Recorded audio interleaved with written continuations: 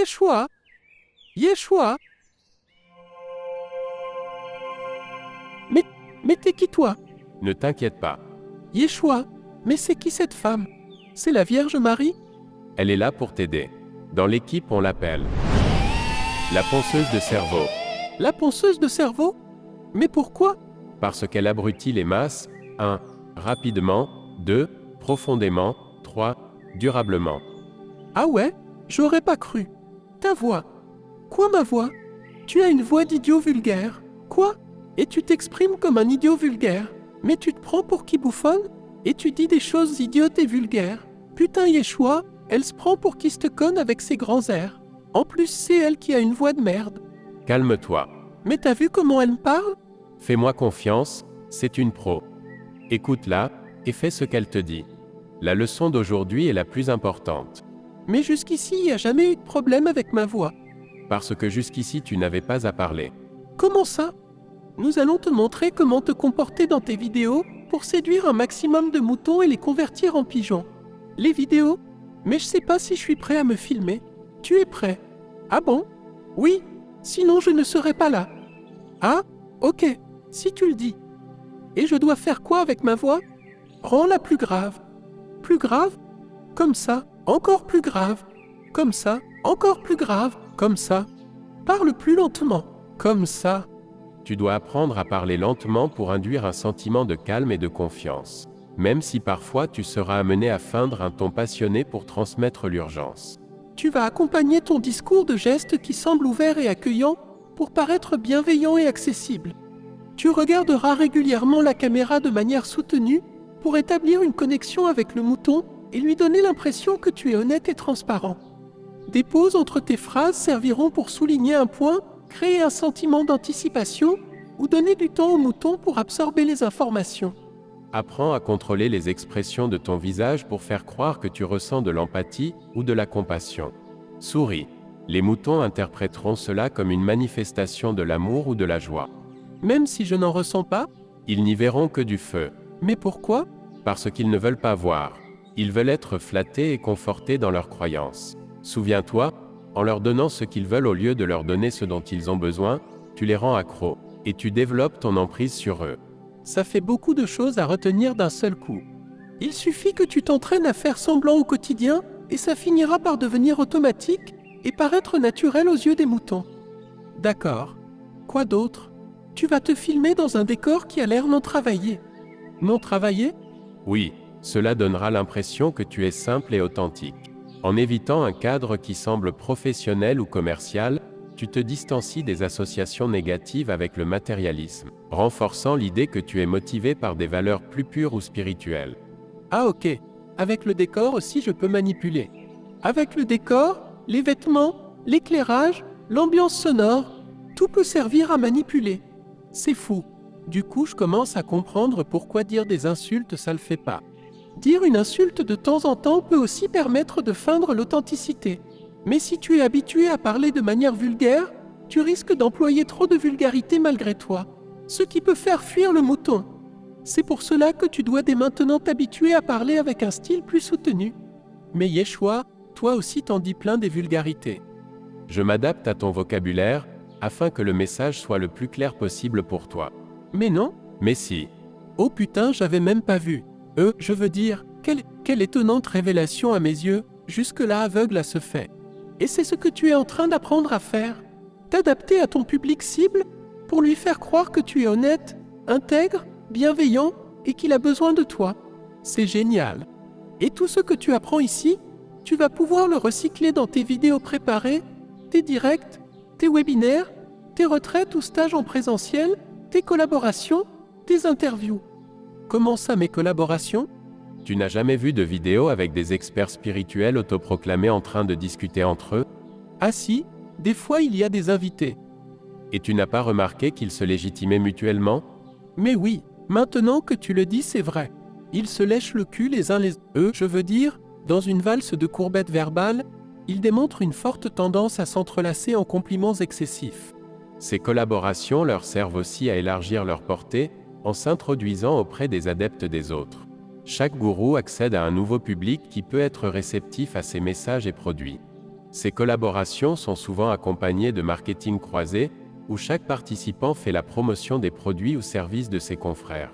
Ce type de promotion peut sembler être une recommandation sincère, alors qu'il s'agit en fait d'une stratégie marketing coordonnée.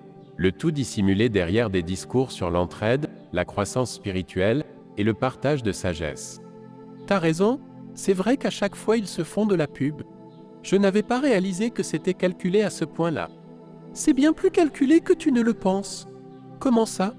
Imaginons que tu veuilles vendre un livre. Un livre issu de mes différents plagiats. Je veux dire un livre bien inspiré. C'est ça? Évidemment, cela va de soi. Tu vas placer ce livre dans le champ de vision de la caméra. En étant visible tout au long de la vidéo, le livre devient une partie de l'arrière-plan visuel. Les moutons peuvent ne pas y prêter attention consciemment, mais la présence répétée du livre crée une association subconsciente avec le contenu de ta vidéo et ta prétendue expertise.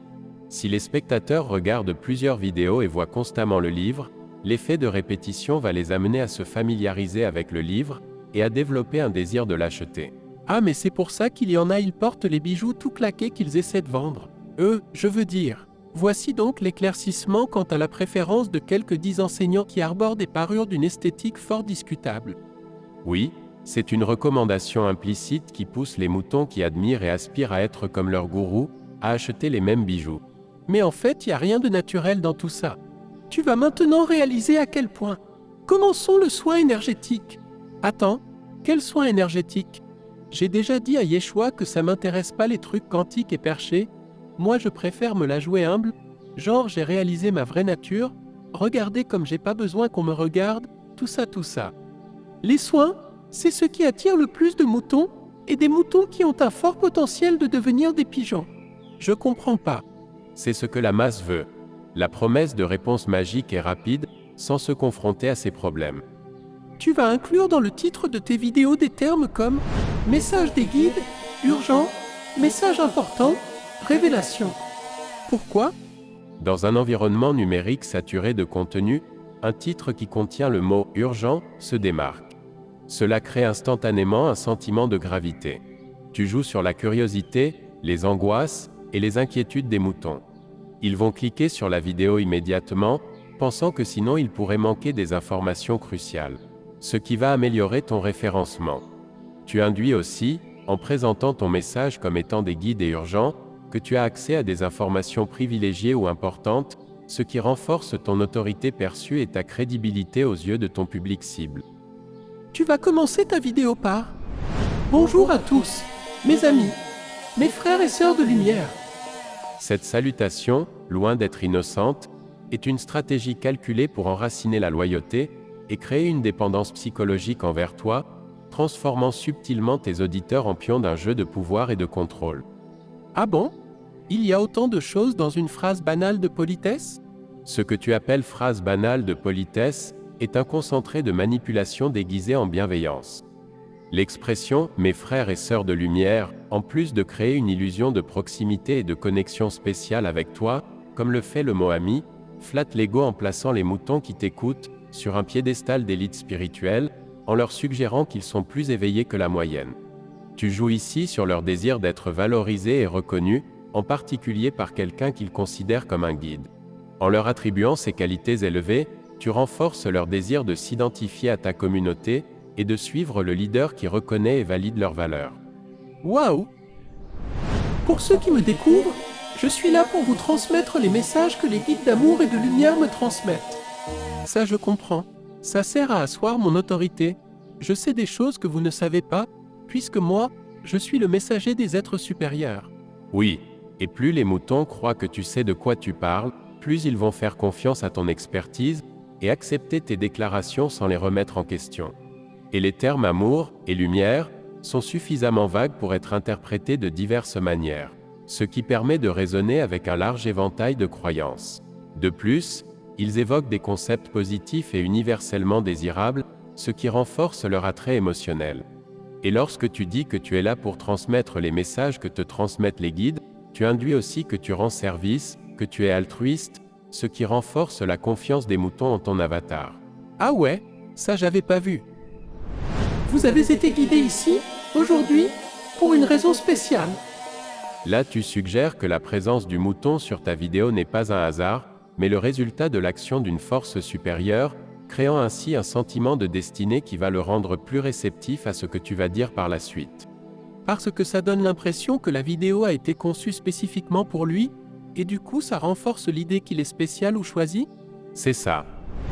Vous, ou l'un de vos proches, a un message important à recevoir. En élargissant le champ d'application du message à vos proches, la phrase couvre alors une gamme beaucoup plus large de possibilités et de situations personnelles. Cela augmente les chances que le mouton se sente concerné ou connecté au message. Dans cette vidéo, je vais vous partager un soin très puissant.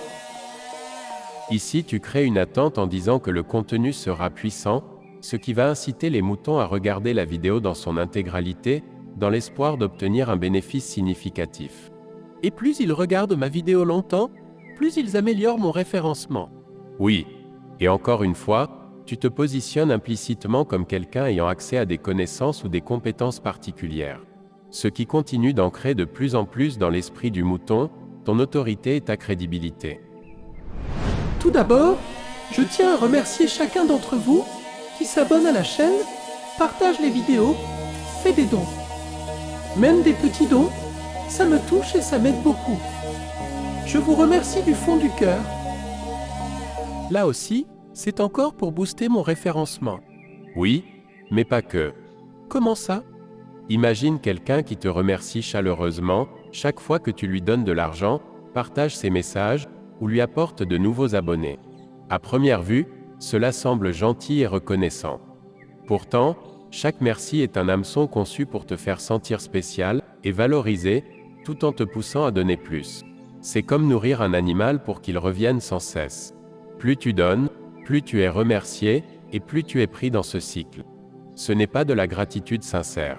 C'est un moyen de te rendre accro à la sensation de te sentir important, tout en vidant discrètement ton compte en banque. Tu n'es pas un bienfaiteur valorisé. Tu es une vache à lait dans un système bien huilé d'exploitation émotionnelle et financière. Waouh, c'est fort. Mais pour le moment, les gens, ils me donnent pas d'argent. Sur les réseaux sociaux de ton avatar, rajoute sous tes vidéos et tes autres publications des liens vers des plateformes comme PayPal, Patreon ou Tipeee. Tu vas accompagner tes demandes d'argent de phrases qui vont inciter les moutons à payer. Quel genre de phrases? Votre soutien me permet de continuer à partager ces enseignements précieux avec le monde. Tu suggères ici que sans don, tu ne pourras pas continuer ta tâche importante, exploitant ainsi le sentiment de gratitude de tes moutons. Je vous offre ces enseignements gratuitement. Si vous appréciez mon travail et voulez me remercier, vous pouvez faire un don. En mettant en avant la gratuité et la valeur du contenu, tu crées un sentiment de dette morale chez le mouton. Cela suggère que puisqu'il reçoit quelque chose de valeur, il serait juste de rendre l'appareil. Incroyable. Il se sent redevable de ce qu'il reçoit, alors que je lui donne que dalle, il interprète juste du flou selon ses attentes. C'est ça. Et par la répétition, en propageant régulièrement ce type de message, qui associe argent et spiritualité, tu vas progressivement induire au mouton qu'il est tout naturel de payer pour ce vide. Nous traversons une période de grande transformation à l'échelle planétaire, une période de grande perturbation énergétique. Ces forces cosmiques peuvent troubler votre équilibre intérieur, vous rendant anxieux ou désorienté. Ici, tu stresses le troupeau. Mais dans quel but? Tu vas voir. C'est pourquoi vous pouvez vous sentir extrêmement énergique ou, au contraire, complètement épuisé. Ces fluctuations sont un signe que votre corps et votre esprit s'adaptent à ces nouvelles énergies. En attribuant des sensations communes, comme la fatigue ou l'excitation, à une transition planétaire, tu crées une explication hors du contrôle personnel. Comment ça? Tu déplaces la cause des sensations internes vers des facteurs externes, hors du contrôle de l'individu. Et ça fait quoi? Ça fait que les moutons vont croire que ces sensations ne sont pas le résultat de leur propre processus interne, mais plutôt causées par des forces extérieures. Et alors? Et alors, cela crée une dépendance à des solutions extérieures, des solutions proposées par d'autres, plutôt qu'à une exploration ou une compréhension de leurs propres expériences internes. Ah ouais? Beaucoup d'entre vous cherchent la paix intérieure, mais vous vous sentez bloqué, insatisfait, peut-être même perdu dans le chaos de la vie moderne. Vous ressentez le poids des routines, des contraintes sociales, vous empêchant d'atteindre votre plein potentiel. Maintenant, tu soulèves des problèmes communs, créant une dissonance inconfortable entre l'état actuel du mouton et un état idéal souhaité. Cela éveille en lui un désir de changement. Je comprends toujours pas où tu veux en venir. Sois patient, ça arrive.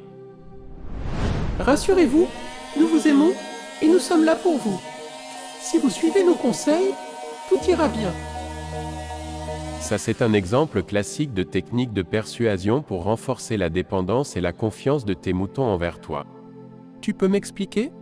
La phrase sous-entend que tout ira bien, uniquement si les conseils sont suivis. Ce qui suggère qu'il n'y a pas d'autres alternatives ou solutions valides pour le bien-être de l'auditeur. Cela va aussi contribuer à saper le peu de confiance que les moutons ont en leur propre capacité à prendre soin d'eux-mêmes. Attends. Si je comprends bien, t'es en train de me dire que stresser les moutons, puis les soulager du stress que je leur inflige, ça les rend dépendants de moi? Oui, ils vont même sentir de la gratitude à ton égard pour les avoir soulagés. Mais non.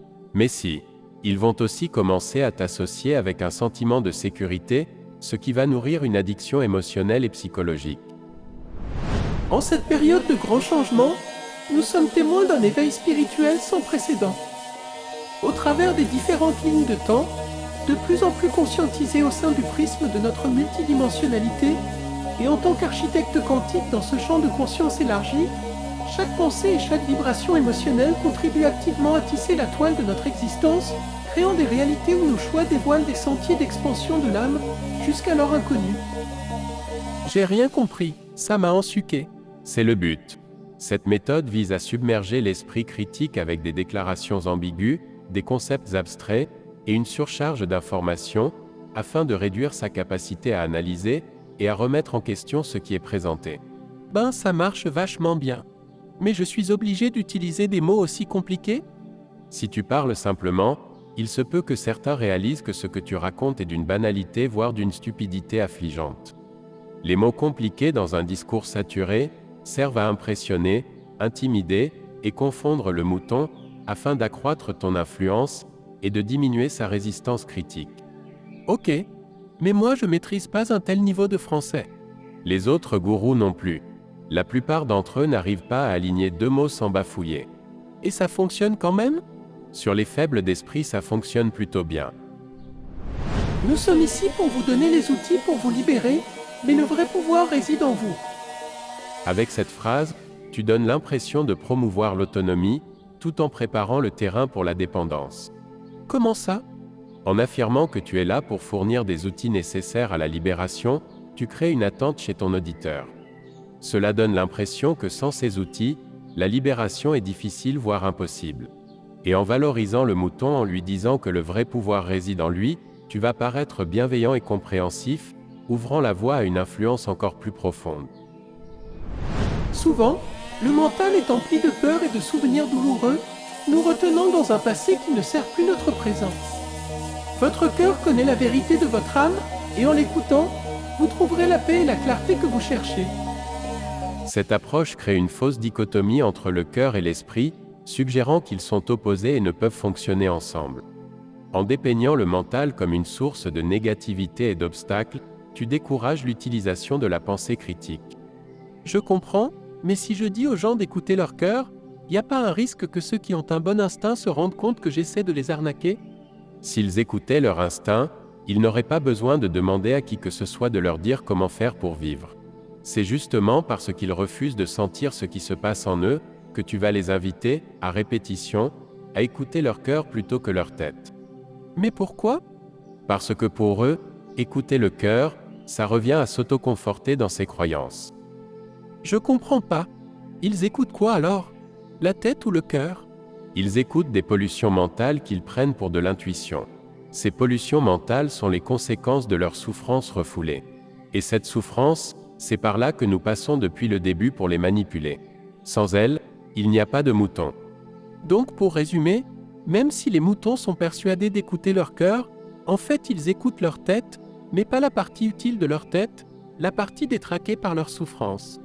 En gros c'est ça, et comme on agit sur cette partie, ils suivent aussi les idées qu'on leur inculque. Et ces idiots se croient de plus en plus lucides et autonomes, mais en vrai, ils sont de plus en plus aveugles et de plus en plus dépendants. T'as compris. Fermez les yeux, respirez profondément, et laissez-vous porter par ma voix. L'induction hypnotique. L'induction hypnotique? C'est un processus par lequel une personne est amenée dans un état de suggestibilité accrue. Pendant l'induction, l'attention du mouton est focalisée, ici sur ta voix. Cette concentration couplée à l'état de relaxation induit par l'hypnose, réduit la capacité de l'esprit à traiter et à critiquer d'autres informations. Attends, je suis pas sûr de comprendre. Le mouton, il croit que je le soigne. Mais en fait, depuis tout à l'heure, je lui reprogramme le cerveau. C'est ça. D'abord, on a amené un problème qui a créé une prise de conscience d'un besoin ou d'un désir de changement. Et maintenant, on utilise l'induction pour augmenter la réceptivité. Mais c'est de la manipulation mentale. Ben oui, comme tout ce qu'on fait. Et si la personne hypnotisée fait confiance à l'hypnotiseur, ou le perçoit comme une figure d'autorité ou d'expert, elle questionnera encore moins ses instructions. Alors c'est pour ça que depuis le début, on fait en sorte de renforcer mon autorité aux yeux des moutons? C'est l'une des raisons. Cette hypnose camouflée va t'aider à ancrer encore plus profondément dans leur inconscient qu'ils ont besoin de toi et de tes services payants. Visualisez une lumière dorée qui vous entoure, apportant paix et guérison. Attends, ça aussi c'est de la manip? À ton avis? Mais on l'entend partout ce genre de phrase. Quand quelqu'un visualise quelque chose, son esprit est concentré sur cette image. Et alors? Et alors son esprit est absorbé par l'image et les sensations émotionnelles qu'elles évoquent. Ces émotions submergent temporairement la pensée rationnelle, rendant l'esprit moins vigilant quant à la véracité ou à la logique de ce qui est présenté. Sentez la libération des blocages énergétiques dans votre corps. Puis tu suggères que quelque chose se passe physiquement dans le corps du mouton. C'est une affirmation qui vise à créer une expérience subjective chez lui. Mais que se passe-t-il s'il ressent rien? Même s'il ne ressent rien de concret, la suggestion va l'amener à croire que quelque chose devrait être ressenti. Cela va créer une attente ou une croyance que le processus fonctionne, même en l'absence de sensations réelles. En acceptant que la libération des blocages se produit, le mouton renforce inconsciemment la croyance dans ton pouvoir et ton autorité. Cette phrase consolide également l'idée que le mouton avait des blocages énergétiques à libérer. Ce qui valide le problème et le besoin de changement initié par toi au départ. Dans cet état de calme, vous ressentez une connexion plus profonde avec votre être intérieur. Vous êtes plus ouvert à la vérité, plus réceptif aux messages que l'univers a pour vous. Tu utilises ici l'état de réceptivité et de détente induit précédemment pour implanter des idées qui alignent le mouton avec tes objectifs. En affirmant que tes auditeurs sont maintenant plus ouverts à la vérité et plus réceptifs aux messages de l'univers, tu fais en sorte que tes propres enseignements soient acceptés sans critique, comme des vérités ou des révélations, plutôt que comme de simples opinions. Les gens me disent souvent en consultation combien leur vie a évolué depuis qu'ils ont commencé à explorer leur chemin intérieur. L'autre jour, une personne m'a raconté comment, en appliquant juste une petite pratique que nous avions vue ensemble, elle a pu transformer un moment de stress intense en une occasion de paix profonde. Cela m'a touché, car cela montre combien même de petits changements dans notre approche de la vie peuvent avoir des véritables impacts. Mais c'est qui cette personne? Peu importe. Le récit se concentre sur la transformation personnelle d'un client, réel ou fictif, plutôt que sur les mérites de tes enseignements. Cela donne l'impression que tu partages simplement une histoire inspirante, sans intention de vendre tes services. Nombre d'entre vous ont exprimé le désir d'explorer cette connexion plus profondément, de comprendre comment maintenir cette ouverture dans votre vie quotidienne. Mais personne m'a rien demandé. Oui, mais le mouton, après le lavage de cerveau que tu viens de lui faire subir, il est en attente d'une offre de ta part pour satisfaire le besoin de changement que tu as alimenté en lui. La manipulation ici consiste à lui faire croire qu'il fait partie d'un groupe plus large, qui éprouve les mêmes aspirations, renforçant ainsi l'idée que ce besoin est valide et répandu. Pour répondre à ce besoin, j'ai conçu un atelier spécial qui se concentre sur l'approfondissement de cette connexion intérieure, sur l'apprentissage de techniques pour rester en harmonie avec votre véritable moi. Ah ok, j'ai compris l'ensemble de la procédure. C'est génial. Mais j'ai pas de formation à vendre, j'ai même pas de site. Je sais même pas comment en créer un. Tout ça tu peux le trouver facilement sur Internet. Tu as désormais suffisamment d'outils pour mettre en place ton commerce. N'hésitez pas à revisionner cette vidéo si vous souhaitez intégrer tous les codes de lumière qu'elle contient.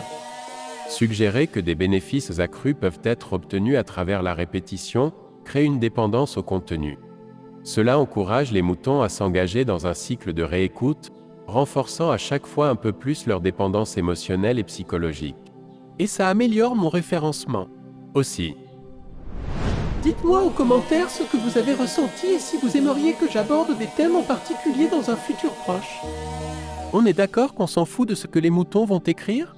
C'est encore un outil de marketing sous couvert de dialogue et de partage communautaire? évidemment qu'on s'en fout de ce que des gens mal dans leur peau croient avoir à dire au sujet du bien-être, de la vie et de la spiritualité. Mais ton référencement, lui, il s'en fout pas. Chaque commentaire laissé booste tes statistiques. Et en se livrant, tes moutons te donnent des munitions pour mieux les cibler à l'avenir. Ça participe aussi à renforcer leur ego, tout en leur faisant croire qu'ils diminuent. Et plus leur ego est gonflé, moins ils peuvent s'en rendre compte et plus ils sont émotionnellement manipulables. Exactement. Si cette vidéo vous a aidé, imaginez combien elle pourrait aider d'autres personnes. En diffusant ce message, vous pourriez toucher quelqu'un qui a besoin d'entendre exactement ces mots aujourd'hui. Attendez, si j'enchaîne des phrases sur « Donnez-moi votre avis en commentaire, ça m'intéresse », regardez la vidéo jusqu'au bout, regardez-la plusieurs fois pour saisir les subtilités, partagez-la pour aider d'autres gens. Les moutons, ils vont pas griller qu'il n'y a pas de lien logique entre ces phrases? Ils vont pas se rendre compte que ma motivation, c'est pas leur bonheur, mais mon influence et mon commerce? Penses-tu? À très vite pour aborder un thème différent mais en lien avec ce que nous avons vu.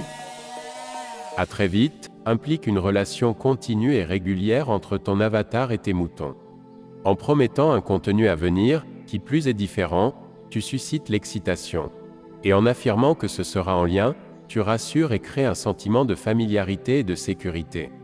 Cette combinaison de pareil mais différent va garder le mouton engagé, toujours en attente du prochain grand enseignement, sans jamais avoir à sortir de sa zone de confort.